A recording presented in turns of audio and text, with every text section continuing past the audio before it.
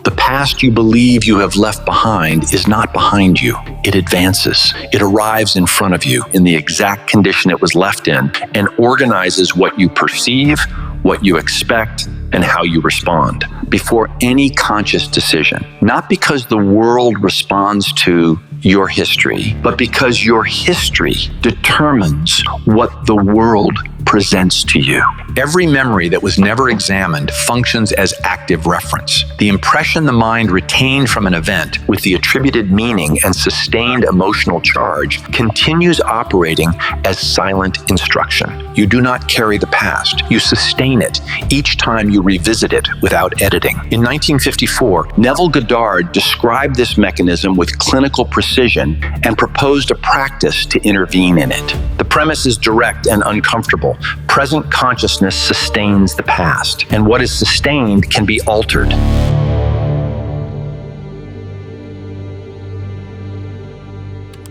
The technique Neville Goddard called revision starts from a precise premise. The past only exerts influence as long as memory sustains it. What remains active is not the event, but the impression the mind retained from it, loaded with meaning and affect. That impression operates as a silent reference.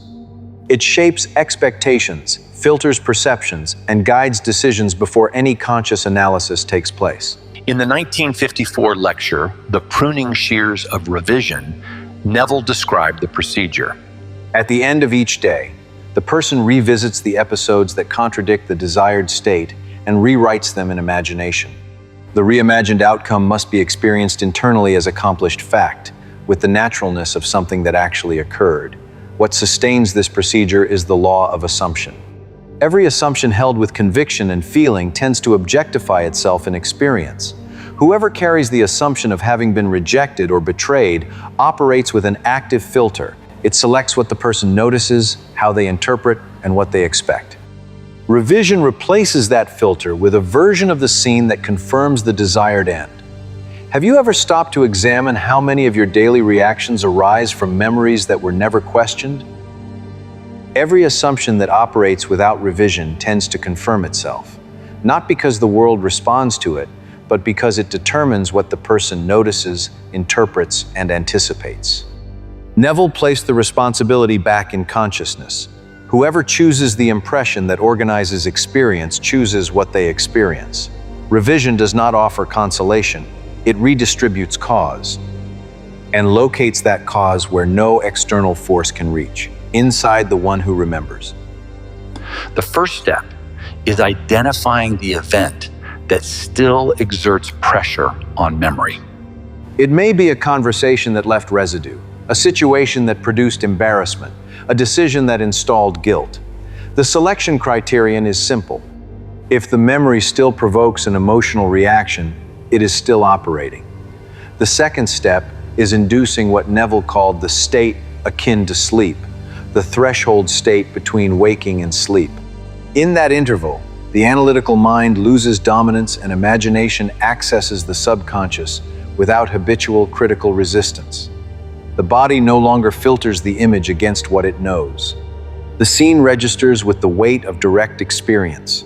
From that state, the person reproduces the selected scene and edits the outcome. The decisive element is perspective. The revised scene must be experienced in first person, with the sensory details that make it convincing from the inside. In Seed Time and Harvest, Neville defined 4 functions for the practitioner. Producer, who sets the theme. Author, who writes the scene. Director, who rehearses it. And actor, who lives the result. The practice concludes when the revised scene acquires what Neville called tones of reality, an internal sense of naturalness that requires no effort to sustain. That is the signal that the impression has been registered. Neville prescribed the procedure for the end of each day. Revise every episode that contradicts the desired state before sleeping. The logic is preventive. Unrevised impressions at the end of the day enter the subconscious without editing and consolidate as reference. You do this every night without realizing it. The difference is that without conscious direction, the mind revises on its own, and almost always in the wrong direction. When an event sediments as an impression, 3 elements fuse in the subconscious. The image of what happened, the attributed meaning, and the associated emotional charge. The result is not passive memory, it is operational reference. It directs automatic reactions, defines patterns of attention, and establishes expectations, all before any conscious deliberation. Neville identified the maintenance mechanism of these impressions in mental conversation. Every time someone internally repeats the narrative of a painful event, that repetition reinforces the original impression and keeps it active as cause. It is not the event that persists, it is the conversation about it.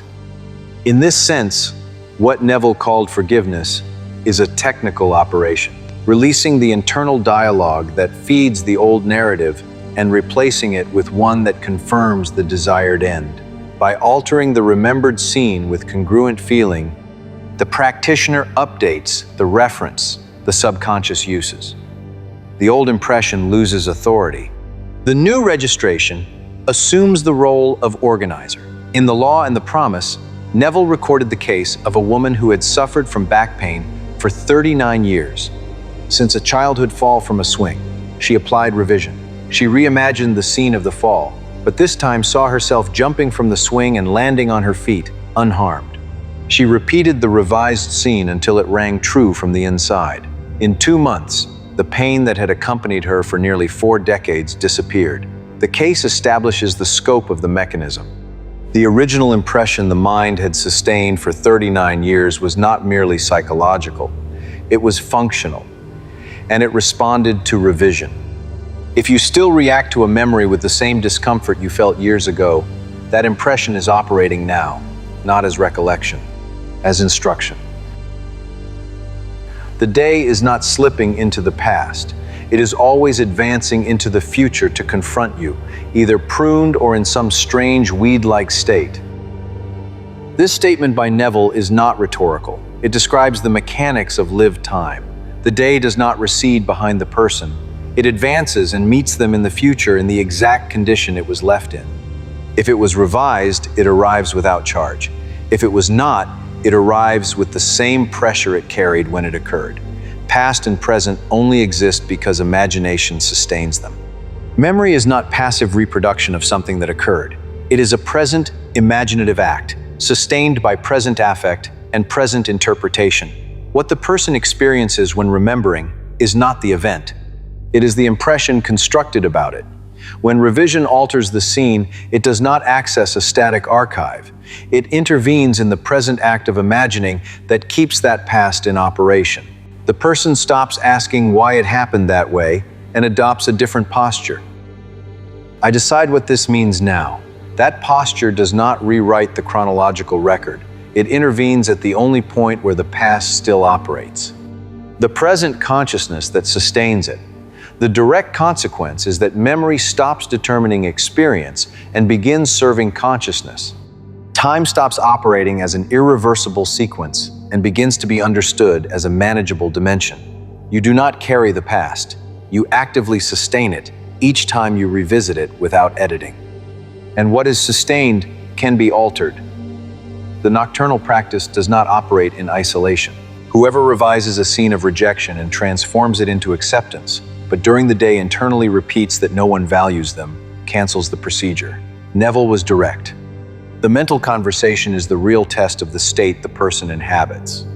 Revision without coherence in internal speech produces no change in registration. In the Gospel of John, chapter 15, the relationship between vine and branches offers a structure Neville adopted with precision.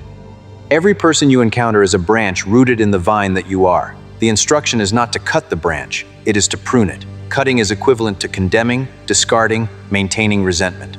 Pruning is equivalent to revising, seeing the other in the version they themselves would wish to embody. Neville defined forgiveness in those terms.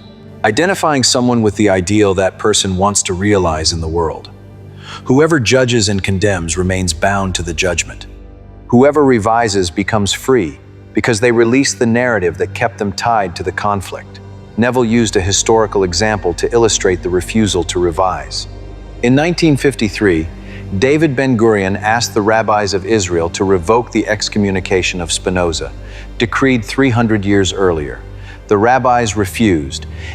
For Neville, that refusal represented the crystallization of unforgiveness, maintaining an active condemnation for 3 centuries, because the institution refused to revise its own record. The coherence revision requires is simple to formulate and difficult to sustain. Honor with attention and emotion only what confirms the assumed end. What receives attention grows stronger.